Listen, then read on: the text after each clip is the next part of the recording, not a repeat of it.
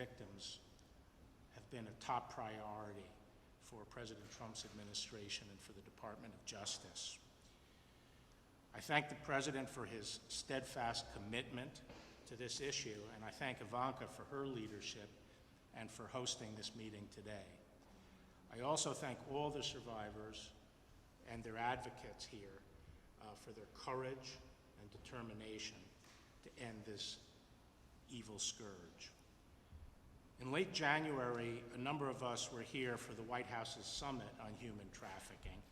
We noted that this year marks the 20th anniversary of the Trafficking Victims Protection Act, a law that has enabled great progress in this fight. And I promised that the Justice Department would do everything in our power to stop human trafficking and to help survivors. And today I'm pleased to announce an important step in keeping that promise. The Justice Department is awarding more than $35 million in grants to support housing for victims of human trafficking, the largest ever federal investment of this kind. These funds will help 73 organizations in 34 states to fill an urgent need of trafficking victims.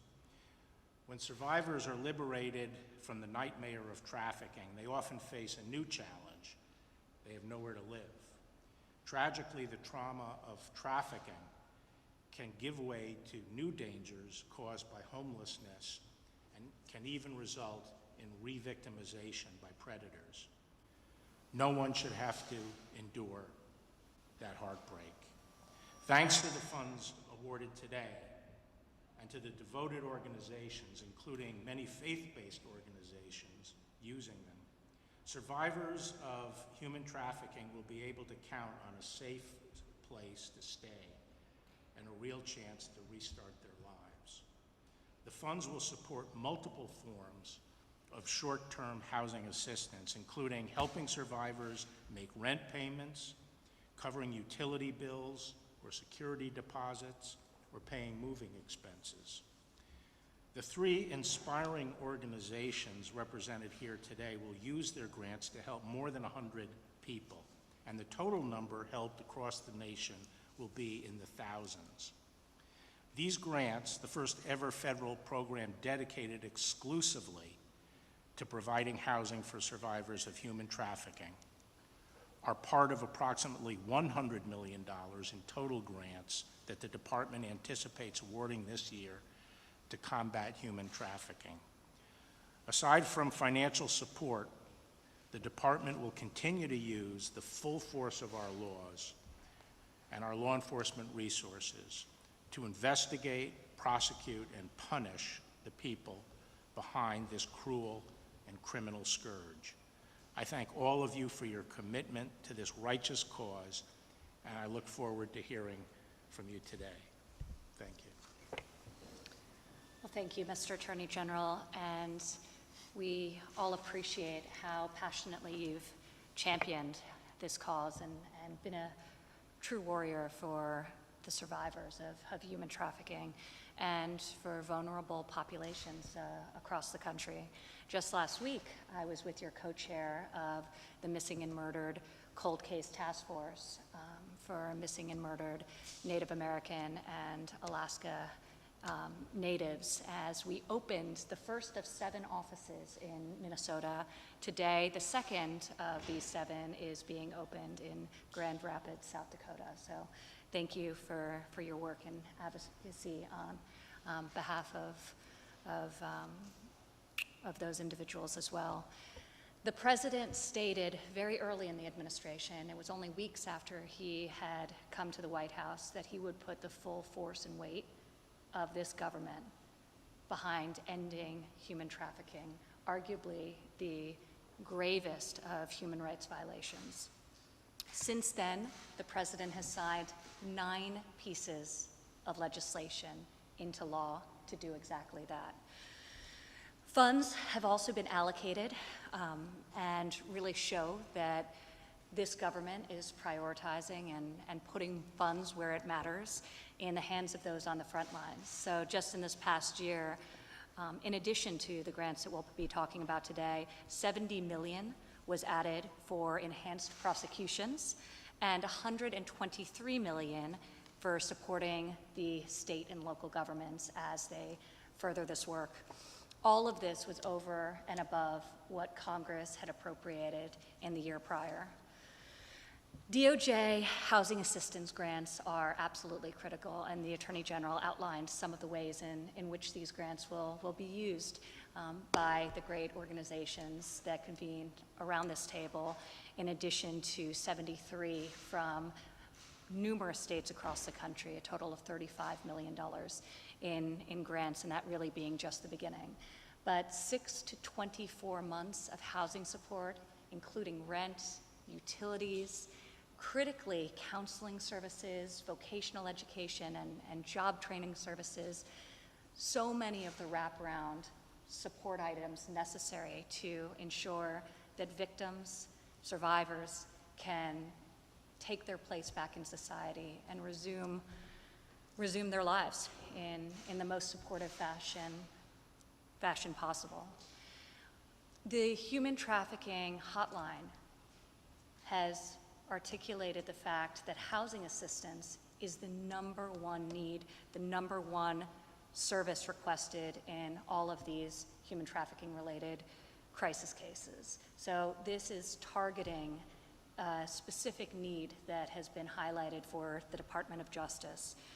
I think COVID made the need all the more urgent. In many cases, victims find themselves sheltering in place with their traffickers without another option. So like with so many other things, COVID has really underscored urgency and made safe, secure, stable housing for these victims more relevant and important than ever. Today, it's a celebration of the great work everyone around this table has been doing to help the voiceless, to support those who have endured tremendous hardship, and to hear from survivors who help put a face to the opportunity to emerge from this terrible circumstance and move forward and move forward with their lives. So before we turn it over to the incredible grantees, many of which I've had the great fortune of either visiting in person or one of the examples being Wellspring Living in Atlanta, Georgia. I had a great opportunity to go there and see the great work that they're doing. But before we hear from the grantees, I'd like to turn it over to the acting director of Domestic Policy Council, Rollins, to say thank you again for being here. Ivanka Trump, thank you so much. Attorney General Barr, thank you. My name is Brooke Rollins. I have the incredible blessing of working alongside Ivanka and General Barr, and most importantly, this president every single day as we work to lift all Americans to a real shot at the American dream. This president from day one talked about he was coming to Washington, most unlikely and unexpected president, having never run for office as a private businessman from New York City, to fight for all Americans, but especially the forgotten men and women of this country, forgotten no more. And as we move forward, I think there is no doubt all of you ladies sitting around the table, and General Barr, but all of you ladies sitting around the table, we're standing on your shoulders. The work that you have done and continue to do in your homes, back in your states, in your cities, you're the real heroes here. And it's just such an inspiring place to be at this White House, where we can work alongside you, work alongside Ivanka with her leadership, General Barr, and again, this president, to really focus on those Americans who need our help the most. When I look at the numbers, I'm astonished. 25 million people around the world living in modern day slavery, 25,000 in America, the United States of America, most of those women and children. Since shelter in place, the calls to the hotlines have gone up 40%. This is a crisis, but it is a crisis that is solvable because of all of you who are here with us today. So I thank you from the bottom of my heart. I know on behalf of this president and our vice president and our entire administration, This issue doesn't drive the headlines, other issues do, but I'm not sure there is a more important one than this as we continue to fight for this country, but especially for people who can't fight for themselves and just need a leg up. So I am so proud and so grateful to my colleague Heather Fisher, who will say just a couple of words. I believe this is right, but we're the first White House to have a full-time person working on human trafficking, Republican or Democrat. So kudos to our boss, the president. Kudos to Heather for giving up another career to come in and join us to fight, again, as General Barr said, this righteous cause, and ultimately to help thousands upon thousands and around the world, millions of women and children and men who are caught in this terrible issue. So with that, Heather, please go ahead. Thank you all. Thank you so much, Brooke, for the kind introduction. I'm so grateful for your leadership. Thank you for welcoming me here to the White House and the Domestic Policy Council. I'm grateful for the leadership of the President, AG Barr, Senior Advisor Trump. Human trafficking, a form of modern slavery, is amongst the most pressing human rights violations of our time. And I'm so grateful to you all for prioritizing efforts to address this monumental problem. This week marks my 8th week at the White House as Special Advisor for Human Trafficking, and I'm truly privileged to be chosen by this president and his administration, the folks you see here in this room, to be the first to assume this role within the White House. This year, we celebrate 20 years of putting freedom first through the signing of the Palermo Protocol and the passage of the Trafficking Victims Protection Act of 2000. Together, we have accomplished so much in the anti-trafficking field, but we have much more to do. My charge while the Domestic Policy Council is to work across the various White House offices and the federal interagency to continue driving forward the actions laid out in the President's executive order on combating human trafficking and online child exploitation in the United States. The President signed this executive order on January 30th of 2020, and housing for survivors of human trafficking is outlined as a priority area in this executive order. In 2018, I participated in a nationwide justice sector initiative designed to increase human trafficking investigations and prosecutions. We talked to stakeholders from across the United States in rural, suburban, and urban areas. All consistently identified housing for victims and survivors as a top need and gap. Stable and safe housing for survivors of human trafficking is a crucial component to overall stability for individuals who are aggressively reclaiming their lives after a trafficking experience. Often the lack of adequate housing puts survivors of human trafficking at risk of re-exploitation. The efforts of the Department of Justice to fund housing for survivors of human trafficking addresses a significant gap in services. Today, as Ivanka said, we celebrate with the Department of Justice, survivor leaders, and NGOs as DOJ announces the grantee recipients. During my tenure combating human trafficking, I've witnessed firsthand the amazing accomplishments that survivors go on to achieve when they are provided with the appropriate services and housing they so deserve. From survivor leaders to victim service providers, law enforcement, community leaders, healthcare providers, educators, faith-based organizations, and government officials, we all have an important part to play in combating human trafficking. This is truly an all hands on deck, and strategic effort and strategic collaboration is key. Thank you. Now I'd like to transition to our NGO providers and survivor leaders that you see here around the table for some of their remarks. And first I'd like to ask Tanisha Gannett-Watson from the Jordan Community Resource Center in Greater Cleveland area to share about their work to provide transitional housing to women in their community. Greetings, everyone. I feel honored and privileged today to serve and advocate for women who have been trafficked, exploited, and muted. I myself, being trafficked as a young adult, understand the trauma and shame that's associated with how you are viewed and sometimes not supported due to false perceptions of who and what you are. Many people ask me where the name Jordan comes from. In this context, Jordan symbolizes the river people had to cross over to get to Canaan, which represented prosperity and freedom. What's even more interesting is that the stronger ones had to prepare the way for the others before they can possess their own inheritance.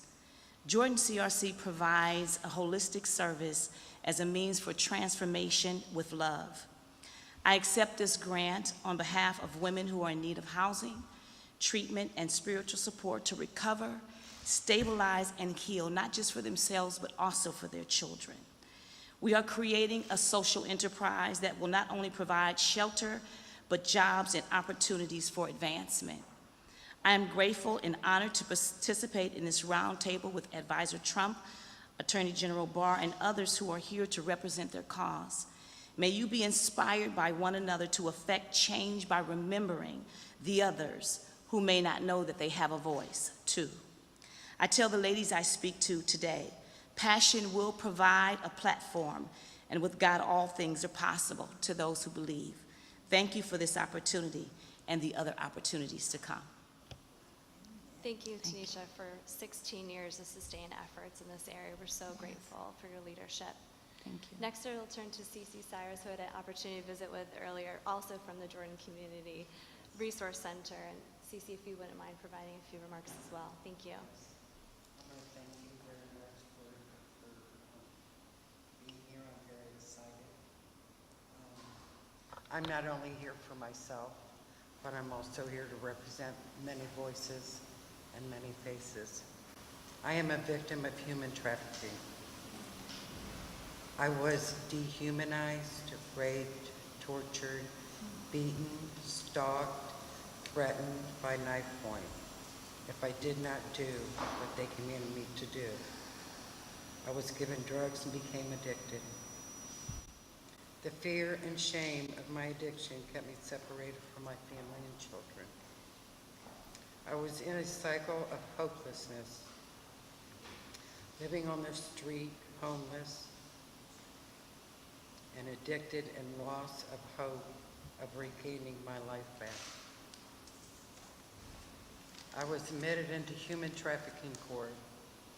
This is where my life began to show hope. I asked to go to the Jordan House for recovery.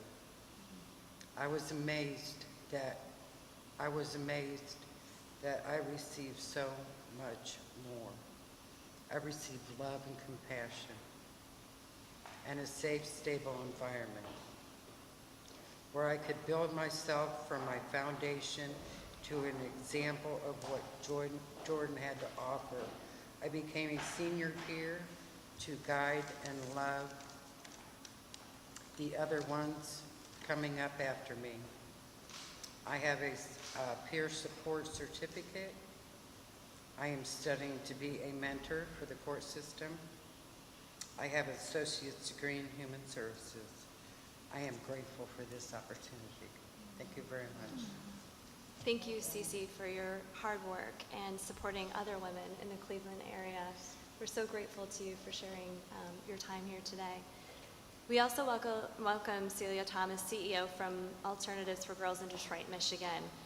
Celia, we look forward to hearing more from you about your program to provide stable housing, counseling, educational opportunities, job readiness, and life skills training to homeless women ages 15 to 22 and their children. I turn it over to you.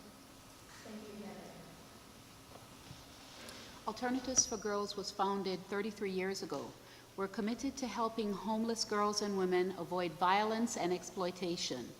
We're helping them to explore and access resources, supports, and opportunities to grow strong and to make positive choices for their lives. We do this through 3 areas of service: outreach, shelter, and prevention. In 2019, Alternatives for Girls served almost 6,000 girls and women through our street-based outreach and the other services. We participate with law enforcement in human trafficking stings and then provide services to girls and women who are liberated in those stings.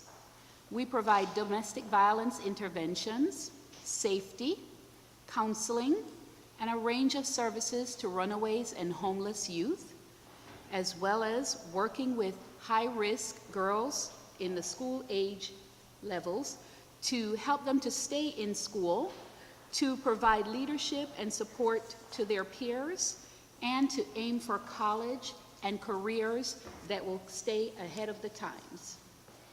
Michigan has a population of over 9 million people, and almost 7% of them live in the city of Detroit. 52% of Detroiters are women, and 25% of them are youth under the age of 18. Last year, just under 2,000 Detroiters were counted as experiencing homelessness. And across Michigan, a total of 364 cases of human trafficking were reported. But we know that that's an underreported count. We absolutely know that. We also know that metropolitan Detroit is an epicenter across Michigan and in the Midwest for human trafficking, especially sex trafficking. We recognize that there are intersections between homelessness and human trafficking. Our experience demonstrates that affordable housing, along with a range of other supports, are key components for strengthening the numbers of girls and women overcoming not just the trauma of sex trafficking, but also the full range of challenges that we face in our Detroit communities. We are grateful to you, sir, Attorney General Barr, and to Advisor Trump for your work in this area. We're tremendously grateful for this award from the U.S. Department of Justice, Office of Victims of Crime. And this funding will allow AFG to house many girls and women who have experienced human trafficking and provide powerful supports that will help them get on the path to healing, thriving, and becoming peer leaders themselves, and contributing members to our community. We will use this funding well, and it will have a tremendous impact on vulnerable girls and women in Detroit who need us. Thank you. Thank you so much, Cecilia. We really appreciate all of your efforts in Detroit and for focusing on so many areas of this work, not just housing. Appreciate it. Next, I'd like to ask Hilda Fernandez, CEO of Camilla's House, to share about her work in Miami, an area I've worked a number of years with, and if you wouldn't mind giving a few comments, we'd appreciate it. Absolutely, and I want to echo the gratitude to be invited around the table and have an opportunity to share with Jordan House, Alternatives for Girls, and certainly the courageous survivors around the table about the experience of serving a very, very impacted community of people. We have been offering housing and services in Miami-Dade County for 60 years. We provide on a daily basis to 1,100 men, women, and children residential services, from emergency housing, transitional treatment programs, all the way to permanent housing. Among the special populations we serve include veterans, unaccompanied homeless youth, youth aging out of foster care, the mentally ill, and in particular, the survivors of human trafficking. Florida ranks third in the nation in human trafficking cases, and Miami-Dade County, where we live, is the biggest trafficking hub in Florida. Probably not surprisingly, because we are a tourism base, and tourism drives a lot of human trafficking for sexual exploitation. And in particular, because we have a lot of great events, like the Super Bowl, that also brings a lot of movement into our community. The Camilla's House Phoenix Project, Project Phoenix, offers a 16-bed residential treatment program for adult victims of human trafficking. We know that adult victims of human trafficking are more often than not minor children who were humanly trafficked and eventually became adults and continued to be trafficked tragically, continue an incredibly horrible circumstance. Our clients, many of them come self-reserve, but the most frequent referral clients that we serve come from law enforcement. They come from Homeland Security. They come from the state attorney's office, from local law enforcement agencies and other state agencies. We provide a resource for law enforcement to provide safe shelter to many survivors who are also going to be victim witnesses, trying to stop the cycle by taking the courageous act of actually testifying against their traffickers. A very scary situation for many of the women we serve, extremely frightening. In fact, it was through law enforcement that we had one of our ladies, one of our wonderful, fantastic survivors, AJ, came to us, 32 years old, referred to us by the state attorney's office, had a childhood, unfortunately too common among some survivors. She was in and out of foster care. She was suffering from major depression, cocaine addiction as a result of being exploited in several states since the age of 18. She reported being repeatedly physically abused by her trafficker. Through intensive group and individual counseling, medication management, supportive services, today she is clean, graduated from a culinary arts program we provide on our campus, and is currently a manager in training at a local poke restaurant. We're excited about that. And importantly, after 17 months of supportive services through our rapid rehousing program, she was placed in permanent housing in the community. Like AJ, there are numerous similar stories among survivors that we have served. DC was trafficked for over 2 years with a minimum quota to make $500 a night or else. Her trafficker repeatedly also physically abused her. By the time she arrived at Phoenix House through a referral from Homeland Security, in addition to her opioid addiction, like many survivors, she suffered from PTSD, post-traumatic stress disorder. After 7 months with us, getting clean, obtaining her GED, getting a job, she was also able to move into her own apartment. In fact, we're very proud to say that 70% of the survivors who go through the Phoenix Project, since we opened our doors in 2015, have moved into stable housing. Phoenix is a program designed to meet the needs of those survivors. It's sometimes as simple as just letting them sleep, believe it or not. More often, it's helping them overcome the trauma they experienced. Our survivors come to us suffering from PTSD, major depression, anxiety disorders, and substance abuse. They have no place to go, and many times, and very sadly, going home is not an option.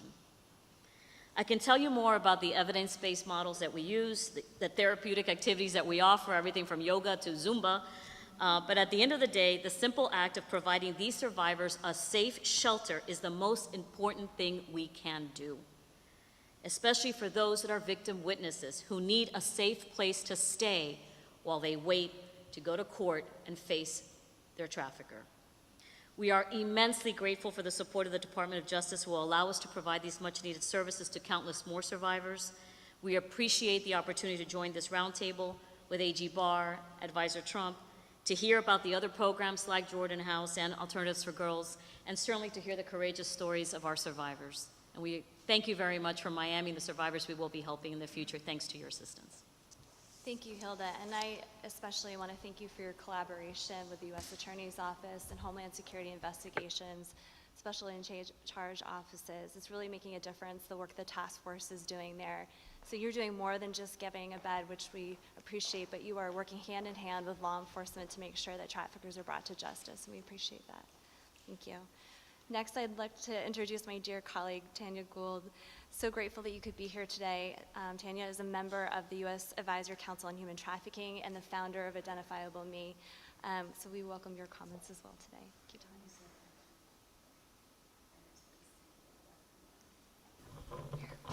Thank you. Okay. Well, good afternoon. Thank you to the White House, Advisor Trump, and the U.S. Department of Justice, Attorney General Barr, for inviting me to speak and hosting this roundtable for your attention to the important issues of housing assistance for survivors of human trafficking. So I want to take a moment to express my gratitude to this administration for continuing to support the United States Advisory Council on Human Trafficking. As you know, the council is composed of human trafficking survivors who advise the federal government on ways to improve anti-trafficking programs and policies. We, as a council, are grateful for the partnerships forged with federal agencies and, to put it simply, the meaningful and actionable conversations we have been able to have with those agencies that make up the President's Interagency Task Force to monitor and combat trafficking in persons. So this is my second term on the council. In the last 2 years, this administration has listened to us, asked great questions, and put into practice what we have made recommendations to do. So thank you again to the White House and to this administration for hearing, for honoring, and for empowering survivor voices. Throughout my lived experience, my voice held no value. I wasn't protected as a young person should be. My hopes, my aspirations, my personal vision for my future was of no concern to my trafficker. So personally, this experience to be heard and to feel valued has helped me advance on my own path of wholeness, and I am forever grateful. Your ongoing support for this council provides a model to the world on how to be victim-centered. We talk about often what it means to be victim-centered, trauma-informed, and survivor-led. Thank you. So, about housing, I want to take you just for a quick moment into my shoes. I actually was here in DC when a buyer kidnapped me, and I was able to get away from him.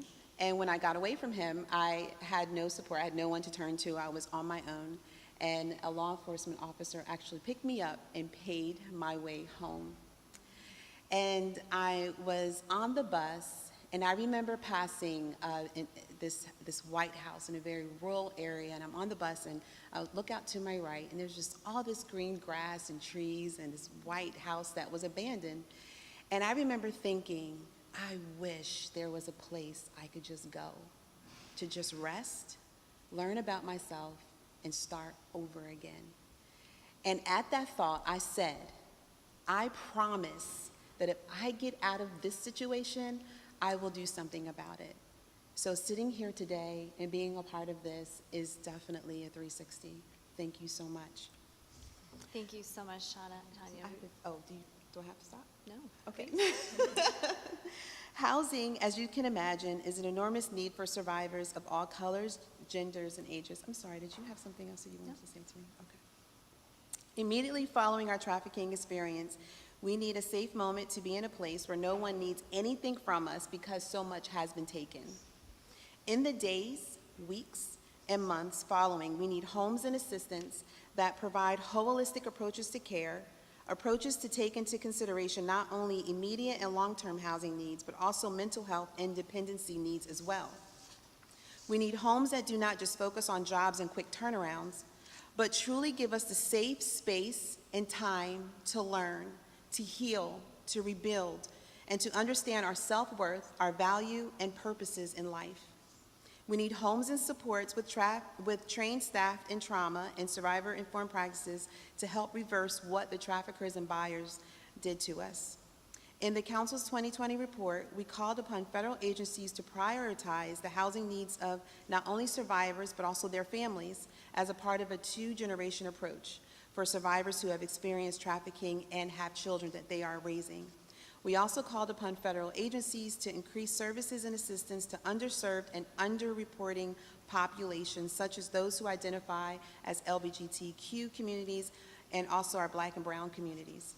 These survivors face additional hurdles and have even more limited access to services and housing assistance. Housing assistance and services are not targeted enough or individualized to them and their specific needs.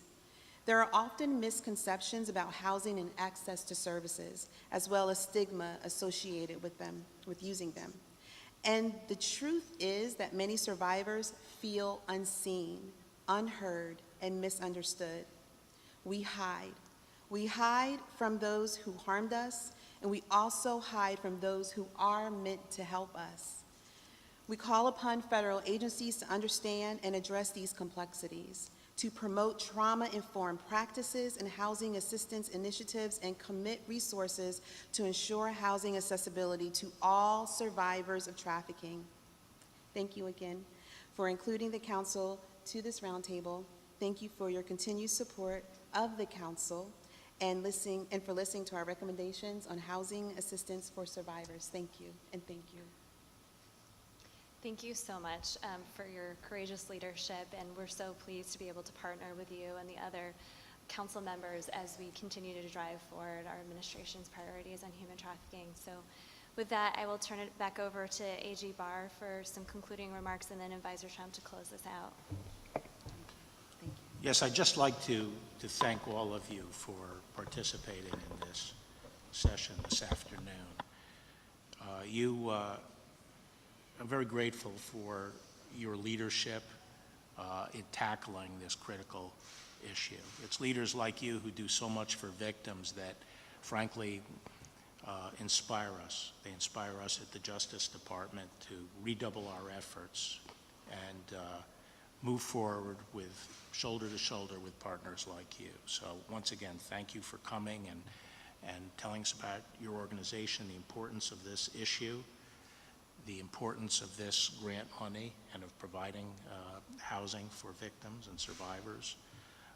And we look forward to continuing this fight together.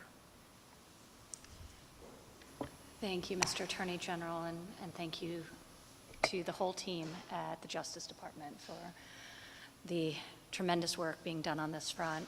Tanisha had mentioned that victims are trafficked, they're exploited, but they're also muted.